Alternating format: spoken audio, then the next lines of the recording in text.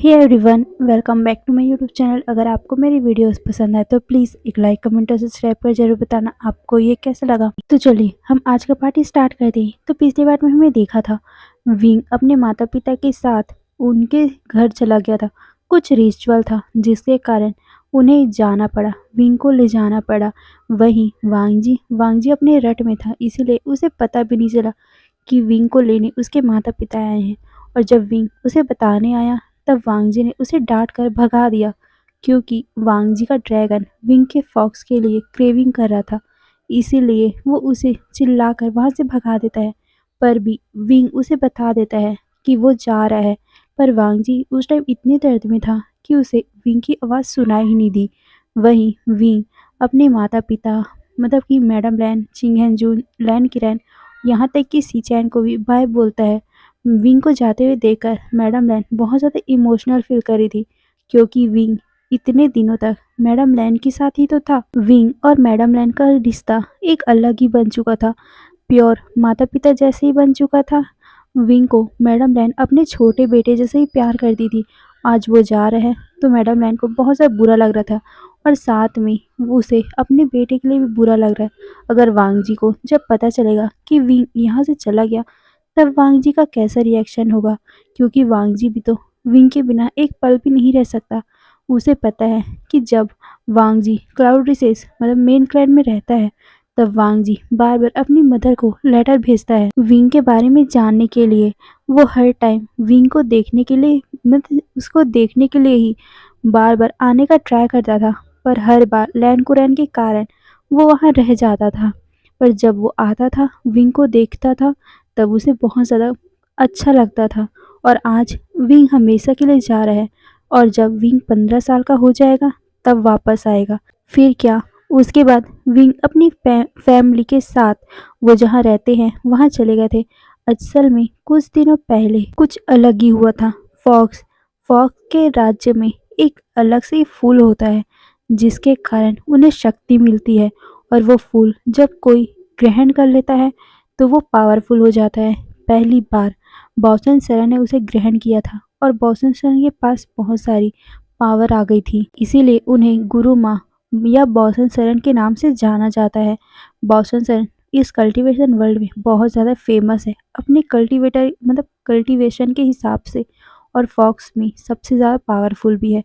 उसी ग्रहण मतलब उसी फूल को ग्रहण करने के बाद अब बॉसन सरन चाहती है कि विंग और जितने भी बच्चे हैं उन्हें ये ग्रहण करवाया जाए। उससे वो बच्चे पावरफुल होंगे, और जो बच्चों को मतलब उनके क्लैन को आगे बढ़ने नहीं दे रहा है, जो उनकी फैमिली को आगे बढ़ने नहीं दे रहा है, वो कुछ भी नहीं कर पाएंगे अगर उन्होंने सारे बच्चों को ये पिला दिया या फिर उन्हें ग्रहण करवा दिया। इसीलिए वो विंग को भी वहाँ लेके जा रहे हैं। बहुत सीक्रेट तरीके से वो सभी विंग को लेकर वहाँ जाते हैं। विंग पहले तो अपसेट हुआ था, पर जैसे ही उसने बाहर का नज़ारा देखा वो बहुत ज़्यादा ही खुश हो गया था, क्योंकि हमारा विंग चंचल किस्म का ही लड़का है और उसे बाहर की हरियाली देखकर बहुत सा मज़ा आ रहा था। और नई नई जगह देखकर, गुसू तो शांत जगह है पर यहाँ हरियाली है, लोग चहल पहल कर रहे हैं, बच्चे खेल रहे हैं। इस बात से विंग को अच्छा लग रहा था, और वो बाहर देखकर सबको चिल्ला रहा था, आवाज़ें लगा रहा था, जिससे वो बच्चे भी उस गाड़ी के पीछे पीछे जा रहे थे। विंग को बाहर सर निकाल कर देखते हुए देखकर बॉसेसरन विंग को अंदर ले लेती और वो उसे शांति से बैठने को बोलती है, क्योंकि वो जरा सा भी मिस्टेक नहीं कर सकती। अभी विंग की जान भी खतरे में आ सकती है। अभी विंग लैंड क्लैन में नहीं है, इसीलिए शायद तक वांगजी की शक्तियाँ विंग के ऊपर काम नहीं कर रही है, इसीलिए हल्का हल्का विंग का फॉक्स फेरोमोन निकल रहा है, पर इतना भी ज़्यादा नहीं, क्योंकि वांगजी का ब्लड विंग के फॉक्स फेरोमोन को निकलने से रोक रहे हैं। पर वांगजी विंग के पास नहीं है, इसीलिए उसके फेरोमोन थोड़ा लीक हो ही रहे हैं। फिर ऐसे करते करते कब शाम हो गई उन लोगों को पता ही नहीं चला, और विंग विंग तो अपनी माँ की गोद में सो ही गया था। और जब वो उठा तो वो देखता है कि वो तो अलग ही जगह पे है। यहाँ सारे लोग बस इस कैरेज की तरफ ही देख रहे थे, और विंग जब अपने सर बाहर करके हल्का सा देखता है, वो देखता है कि सारे लोग विंग के जैसे ही ब्लैक और रेड कलर के कपड़ों में है। ये देखकर विंग को अच्छा लगता है, क्योंकि लैंड क्लैन में उसके जैसा कपड़ा कोई नहीं पहनता था। पर यहाँ सारे लोग विंग के जैसे ही कपड़े पहनते हैं, तो विंग को ये देखकर अच्छा लगता है और वो सबको देखे जा रहा था। पर विंग को यहाँ ज़्यादा बच्चे दिख नहीं रहे थे। हाँ, बस 1-2 बच्चे या फिर 5-6 बच्चे बस, क्योंकि उस पूरे क्लैन में मतलब कि बाउसन सेरेन जितने लोगों को अपने साथ रखती है, उन सभी में सिर्फ 5-6 बच्चे ही हैं। उसके बाद बड़े इंसान हैं, क्योंकि जितने भी बच्चे पैदा हो रहे थे, उन्हें अजीब तरह से ही ख़त्म कर दिया जा रहा था, नहीं तो वो गायब हो जा रहे थे। इसी कारण बाउसन सेरेन ने अपने आप को, अपने पूरे क्लैन को अलग ही जगह सेफली छुपा कर रखा हुआ था और आज वो सारे एक जगह पे मिले हैं और सभी एक जगह इकट्ठा होकर ही वो रिचुअल करने वाले हैं। इसीलिए बाउसरन विंग के साथ वहाँ आई थी। सारे लोग विंग को बाउसरन को देखकर ग्रीट करते हैं। बाउसरन वहाँ की मुखिया है और विंग होने वाला मुखिया। बाउसरन चांगसरन को मुखिया बनाने वाली थी, पर चांगसरन ने मना कर दिया और उसने कह दिया था कि वो वीचांसे के साथ अलग रहने वाली है, क्योंकि वो अपने बच्चे को खतरे में नहीं डालना चाहती। पर आज आज जब ये रिचुअल होगा तो विंग शक्तिशाली होगा।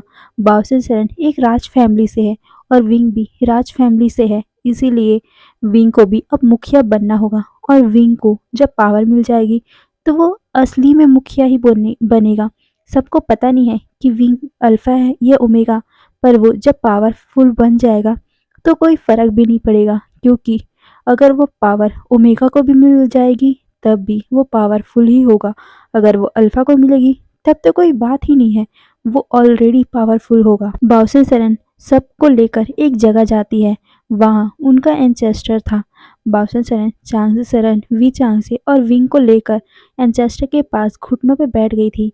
वहीं विंग अपनी माता पिता को देखकर बो करता है, मतलब कि चांगसेसन और वी चांगसे जैसे जैसे एंचेस्टर को बो करे थे, विंग भी उन्हें देखकर एंचेस्टर को बो करता है और फिर अपनी माँ को देखते हुए बोलता है, मम्मा मुझे नींद आ रही है, क्या आप मुझे सुला दोगे?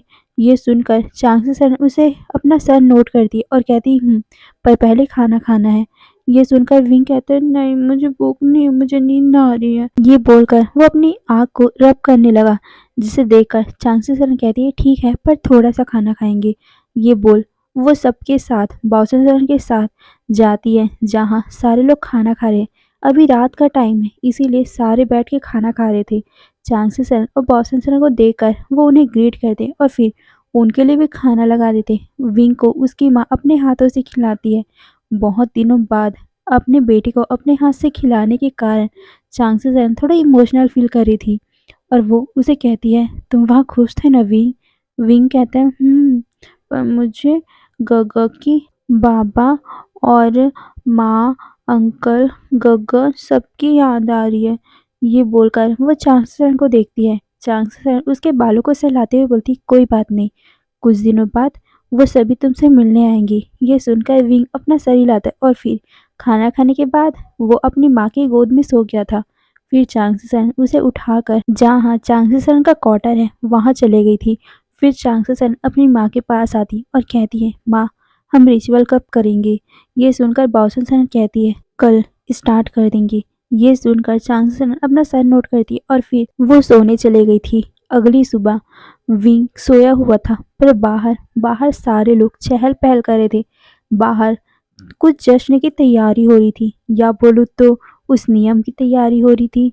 बाहर बहुत ज़्यादा ही तालिस्मान लग रहे थे, बहुत ज़्यादा ही कुछ न कुछ किए जा रहे थे।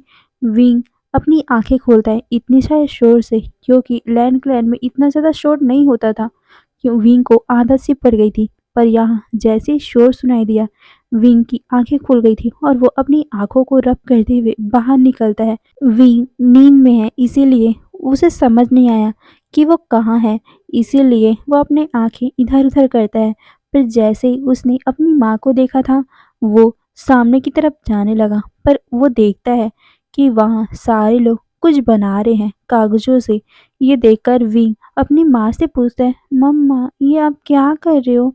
ये कागज में क्या क्या लिख रहे हो? ये बोलकर वो उन कागजों को देख रहा था। चांगसेसन बताती है कि कुछ नहीं, हम बस तालिस्मा बना रहे हैं, क्योंकि रात को जश्न होगी ना, ये सुनकर विंग कहते हैं जश्न होगी, किस बात का और कितना बड़ा जश्न होगा, ये पूछ रहा था विंग।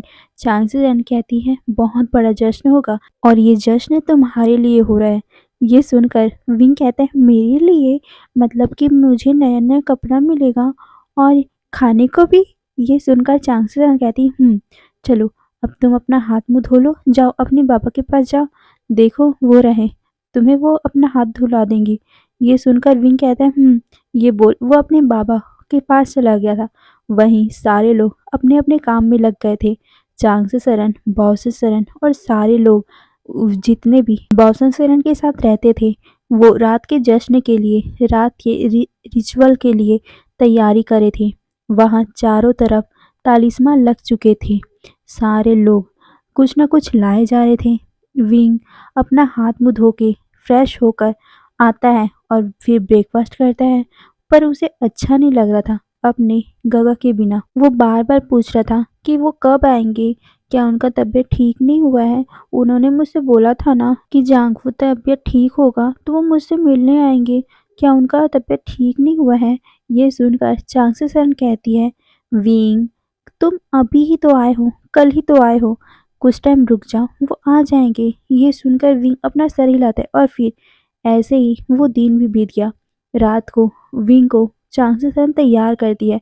आज विंग को बहुत अच्छे से तैयार किया गया था। उनके रिचुअल के हिसाब से विंग ने आज प्रॉपर ब्लैक और रेड कपड़ा पहना हुआ था और साथ में उसके बालों को भी अच्छे से टाई करके रेड रिबन बन दिया था और साथ में विंग के गले पे एक लॉकेट भी बांध दिया था।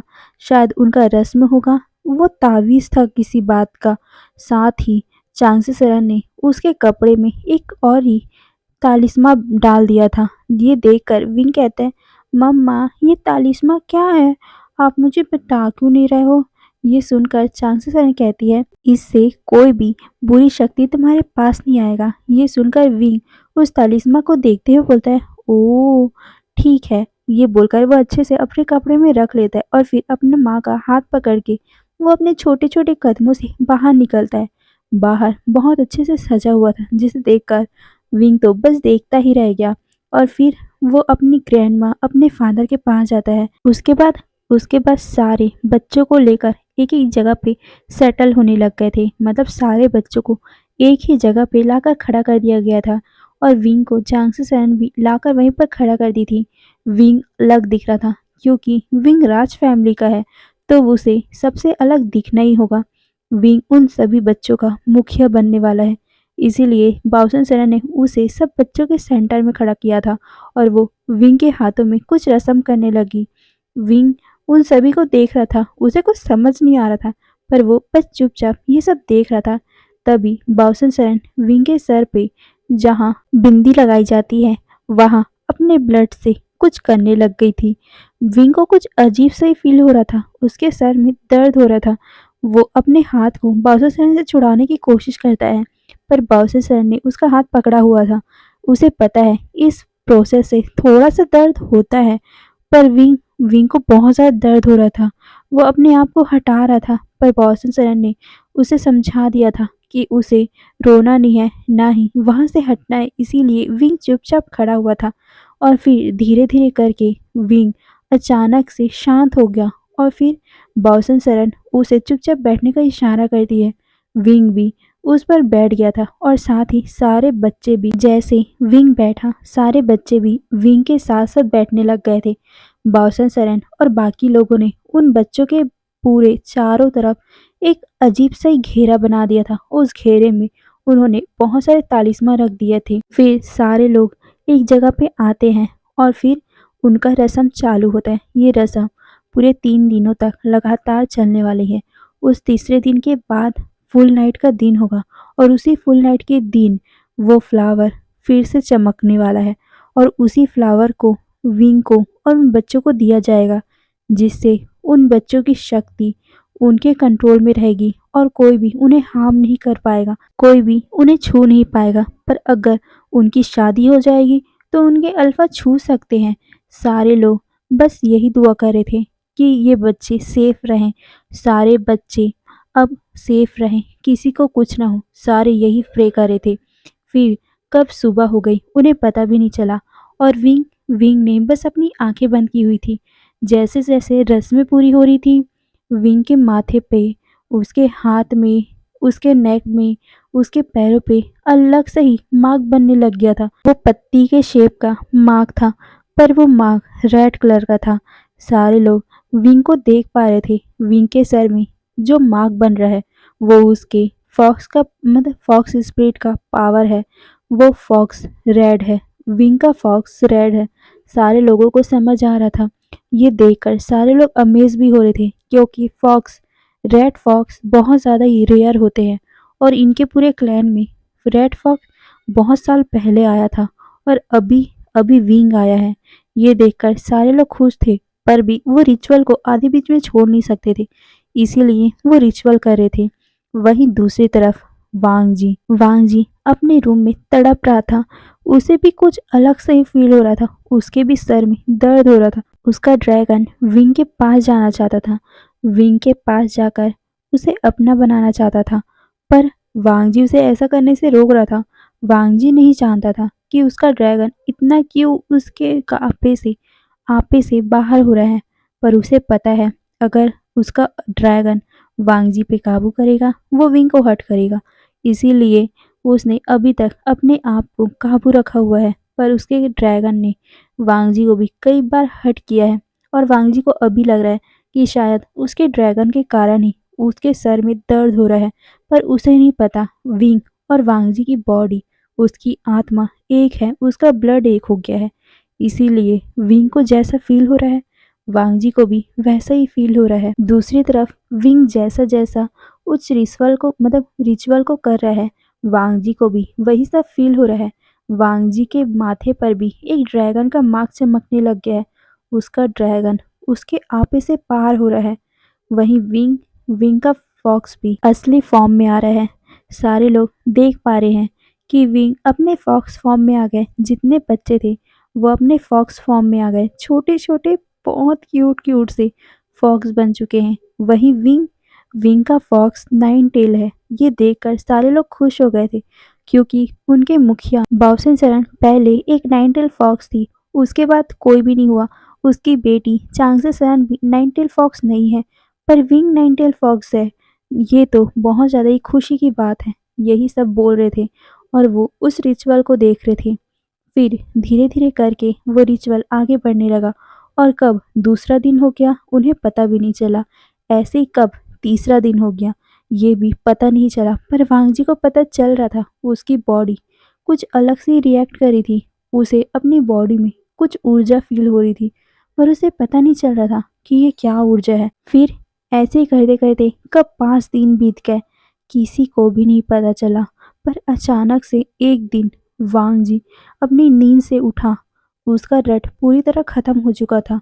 वांग जी अपने कपड़े पहनकर सीधा बाहर की ओर भागता है और वो सीधा विंग को ढूंढने जाता है। वांग जी बहुत ज़्यादा ही घबरा चुका था, क्योंकि कुछ टाइम पहले उसे एक सपना आया था। उस सपने में उसने बहुत भयानक देखा था।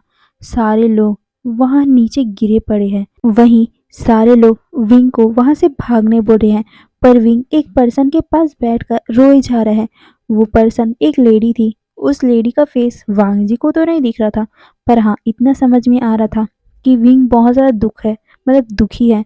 और उसे विंग को ऐसे दुखी देखकर वांग जी को अपने दिल में दर्द हो रहा था। वो देख पा रहा था कि विंग कितना ज़्यादा रो रहा है। उसके फेस में हल्के से खून भी लगे हुए हैं। विंग के हाथों में भी कट लगी हुई है, पर वो कुछ भी रिएक्ट नहीं कर रहा है, सिर्फ उस पर्सन को देखे जा रहा है। तभी वो पर्सन विंग को अपने बहुत ही लो टोन में बोलता है, विंग भागो, भागो यहाँ से। ये सुनकर विंग ने अपना सर ना में हिलाया था और वांग जी ये सब अपने सपने में देख रहा था। तभी एक ब्लैक कलर का कपड़ा पहने हुए इंसान विंग के तरफ आता है। ये देखकर वांग जी उन दोनों के बीच में आने की कोशिश करता है, पर वांग जी तो सपना देख रहा था, इसीलिए वो पर्सन वांग जी को वांग जी के पार हो गया और वो विंग की तरफ जाने लगा। इसीलिए वांग जी चिल्लाकर विंग को बोला था कि भागो वहां से। विंग जब वांग जी की आवाज़ सुनता है वो पीछे मुड़ के देखता है। वो देखता है कि एक इंसान उसके पास आ रहा है। ये देखकर विंग डर गया था और वो उठ के भागने की कोशिश करता है, तभी एक पर्सन उसे अपनी तरफ खींच लेता है और उसे एक जगह पे छुपा देता है। ये देखकर वांग जी एक रिलीफ की सांस लेता है, पर उसे उस पर्सन का फेस पता ही नहीं चला कि वो कौन है जो विंग को छुपा रहा है। बस उसने देखा था कि उस पर्सन के बैग से खून निकल रहा है और साथ में उसके हाथ भी खून से रंगे हुए हैं। वो पर्सन विंग को देखते हुए उसके बालों को सहलाते हुए बोल रहा था कि तुम प्लीज यहीं पर रहना, बाहर कुछ भी हो जाए पर तुम निकलना नहीं। ये सुनकर विंग ने अपना सर हिलाया था। वहीं वांग जी ये सब दूर से देख रहा था। उसे सपना आ रहा था, पर वांग जी को ऐसा लग रहा था कि ये सपना सच ही हो, इसलिए वो बस वो सब देख रहा था और बहुत ज़्यादा घबरा रहा था। पर जैसे ही उसने देखा था कि वहाँ सारे लोग खत्म हो चुके हैं और विंग विंग बस बचा हुआ है, उसे डर लग रहा था। उसे ऐसा लग रहा था कि शायद ये सब रियल में हो रहा है। इसीलिए वो बहुत ही तेजी से चिल्लाकर उठा था और वो सीधा अपने कपड़े पहनकर बाहर निकलता है। वो विंग को ढूंढने लगा, क्योंकि सच में वांग बहुत घबरा गया था। वो विंग को ढूंढने के लिए चिल्ला रहा था। पहली बार वांग ने रूल तोड़कर चिल्लाया था। वो अपनी मदर के पास जाता है और वो पैनिक टोन में बोलता है कि विंग कहाँ है। ये सुनकर मैडम ने थोड़ा सा घबरा गई थी। वो वांग को बताना चाहती थी कि विंग यहाँ नहीं है, पर वांग तो सुन ही नहीं रहा था। वो बार बार अपनी माँ को हिला रहा था और कह रहा था विंग कहाँ है। फाइनली कुछ टाइम बाद मैडम लैन उसे शांत करती और उसे बताती है कि विंग को उसके माता पिता उसे अपने साथ लेके गए हैं। ये सुनकर वांग डर गया और वो पैनिक करने लगा और वो बोल रहा था आप लोगों ने उसे जाने क्यों दिया, आप लोग कैसे उसे जाने दे सकते हो, वो वो कैसे जा सकता है। यही सब बातें वांग बोल रहा था और बहुत ज़्यादा घबरा रहा था। इसीलिए मैडम लैन उसे शांत करने की कोशिश कर रही थी, पर वांग तो शांत हो ही नहीं रहा था। इसीलिए मैडम लैन ने अपने हस्बैंड मतलब कि चिंगेन जुन और लैन कुरैन को बुला लिया था। लैन कुरैन और चिंगेन जुन वांग के पास आते हैं और उसे शांत कराने की कोशिश करते हैं, पर वांग उनको देखकर बोला था आप लोगों ने विंग को जाने क्यों दिया, चलो हम उन्हें लेके आते हैं, विंग को लेके आते हैं, चलो। ये बोलते हुए उसने अपने सीफू का मतलब कि अपने अंकल का हाथ पकड़ लिया था और वो उन सभी को बोल रहा था कि चलो मुझे विंग के पास जाना है, उसे लेके आते हैं।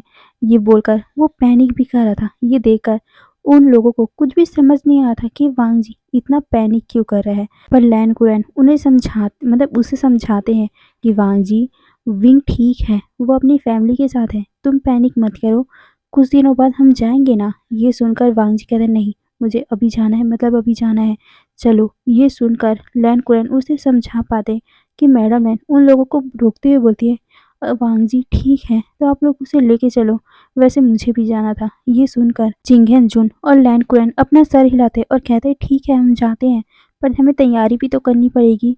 ये सुनकर वांग कहते नहीं, हमें जल्दी जाना पड़ेगा, मुझे घबराहट हो रही है, मुझे डर लग रहा है। ये सुनकर सारे लोग कहते डर, पर किस बात का, विंग वहाँ ठीक है वांग पर वांग तो ये बात मानने को तैयार ही नहीं था। वो कह रहा था कि नहीं मुझे डर लग रहा है, विंग को कुछ हो जाएगा। इसीलिए सारे लोगों ने अपना सर हिलाया और फिर वांग चिंगहेन जून, लैन कुरैन और मैडम लैन बाउसन सरन ने जो एड्रेस दिया था वहां के लिए निकल चुके थे। वहीं लैन सीचैन उस क्लैन को संभाल रहे थे। उन लोगों को पहुंचते पहुंचते शाम हो चुकी थी। वांग उस जगह को देखता है और उस जगह को सारे लोगों ने जब देखा वो शॉक में पड़ गए थे। वहां वो सभी नीचे ग्राउंड में लेटे हुए थे। ये देखकर वांग पैनिक करने लगा, क्योंकि यही सब सीन तो उसने सपने में देखा था ना। वो भागकर चारों तरफ देखता है और जो सपना मतलब जिस सपने में उसने देखा था कि विंग वहाँ हो सकता है, इसीलिए वो भागते हुए एक रूम की तरफ जाता है और उसने देखा था कि वहाँ एक पर्सन जमीन पर लेटा हुआ है। उसके बैग में मतलब उसके बैग से खून निकल रहा है, उसके हाथों में चोट लगी हुई है। वांग इसे पहचानता है, उसने इसी को तो देखा था जिसने विंग को छुपाया था। वो उस पर्सन को देखता है और फिर आगे बढ़ता है। उसने देखा था कि विंग को उसने कहाँ डाला था, इसीलिए वो उस गेट को खोलता है, पर वहाँ वहाँ विंग नहीं था। ये देखकर वांग पैनिक करने लगा। वहीं मैडम लैन, चिंगहेंजुन और लैन कुरैन वांग का पीछा करते हुए सबको देख रहे थे और जैसे ही वांग को एक जगह पे बैठकर रोते हुए देखा, वो सारे पैनिक कर गए थे और वो वांग के पास आते हैं और वो पूछते हैं कि वांग क्या हुआ। वांग रोते हुए सबको बता देते हैं कि उसने सपने में क्या देखा था। ये सुनकर सारे लोग शॉक थे। वो चारों तरफ देखते हैं पर वहाँ विंग नहीं था। यहाँ तक कि जो पर्सन नीचे में लेटा हुआ था उसको लैन कुरैन मोड़ कर देखते कि आखिर वो कौन है। ये देखकर शॉक में पड़ गए थे कि वो और कोई नहीं वी चांगसे था। वी चांगसे को इस हालत में देखकर सारे लोग घबरा गए थे और वो सारे लोग मतलब कि लैन कुरैन चिंगे जुन इधर उधर देखने लगे। वो सारे लोगों को देख रहे थे। उन्होंने बटरफ्लाई मैसेज से लैन सेक्ट में बता दिया था कि आखिर यहाँ क्या हुआ है और यहाँ तक कि जो पास में कोई सेक्ट होगा वहाँ भी बता दिया गया था कि यहाँ क्या हुआ है। इसीलिए कुछ ही टाइम में मतलब कि 2 से 3 घंटा के अंदर जो पास में सेक्ट था वहाँ से कुछ लोग यहाँ पर आ गए थे। वो यहाँ की हालत देखकर भी शॉक थे क्योंकि उन्हें समझ नहीं आ रहा था कि आखिर यहाँ भी कोई रहता था और यहाँ रहता तो रहता था पूरे इंसानों को किसने एक दिन में ख़त्म कर दिया। यही सब वो बात सोच रहे थे। वहीं चिंगहन जुन और लैन कुरैन उन सभी का फेस देख रहे थे। उनमें से एक चांगसे सरन थी। ये देखकर वो भी शॉक हो गए थे। मैडम लैन तो रोए जा रही थी और वांग जी वो तो बुरी तरह सदमे में था क्योंकि उसे विंग कहीं दिखा ही नहीं। यहाँ कोई भी बच्चा नहीं है। ये सोचकर वांग जी भी थोड़ा कंफ्यूज था कि आखिर इस क्लैन में क्या कोई बच्चे नहीं हैं और आखिर यहाँ हुआ क्या और वो ब्लैक कलर का कपड़ा पहना हुआ इंसान कौन था। वांग जी यही सब सोच रहा था। आखिर उन सब से मतलब कि इन सब से उस इंसान की क्या दुश्मनी है, यही सब वांग जी सोच रहा था। और विंग विंग छोटा सा बच्चा वो कहाँ गया। वांग जी तो यही सब सोच रहा था और वांग जी फिर से उसी जगह पे जाता है और जहाँ विंग को छुपाया गया था वांग जी वहीं पर देखने लगा। वहाँ पर वांग जी को एक रिबन मिलता है। वो रिबन विंग का था। उसे स्मेल करते ही वांग जी को समझ आ गया था कि ये और किसी का नहीं विंग का है। इस बात से वांग जी और भी ज़्यादा दुखी हो गया और उसके आंखों से एक बूंद आंसू भी नीचे गिर गया था। वांग जी उस रिबन को अपने सीने से लगा लेता है और रोते हुए कहता है मैंने तुम्हें सेफ नहीं किया, मैं तुम्हें सेफ नहीं रख पाया। ये बोलते हुए वांग जी बस साइलेंटली रोए जा रहा था और यही अपने मन में बोले जा रहा था कि ये सब मेरे कारण हुआ है। अगर मैं मुझसे तुम दूर जाते नहीं तो ऐसा कुछ होता नहीं। यही सब बोलकर वांग जी उस रिबन को देख रहा था। वही मैडम लैन दूर से वांग जी को देख रही थी। वांग जी बुद्ध बनकर वहीं पर बैठा रहा और उसके हाथों में वही रिबन था। मैडम लैन उसके पास जाती है और वो वांग जी को हिलाते हुए बोलना चाहती थी वांग जी फिक्र मत करो, विंग ठीक होगा। पर मैडम लैन को भी बहुत ज़्यादा दुख हो रहा था क्योंकि उन्हें भी पता था जब यहाँ कोई बच्चा ही नहीं तो विंग एक छोटा सा बच्चा कैसे बच सकता है। उन्हें भी बहुत ज़्यादा रोना आ रहा था पर वो अगर टूट जाएंगी तो वांग जी को कौन संभालेगा। यही सोचकर वो वांग जी के पास बैठकर उसे संभालने लग गई थी। हे गाइस तो आज के लिए बस इतना ही। फिर देखते हैं आखिर आगे होने क्या वाला है और विंग विंग कहाँ है, विंग बच्चा भी है कि नहीं और विंग कब मिलेगा वांग जी को अगर वो बच भी पाया है तो। और आखिर इन पूरे क्लैन को मारने वाला है कौन। चलो देखते हैं नेक्स्ट पार्ट में। आज के लिए बस इतना ही। ओके फिर बाय बाय।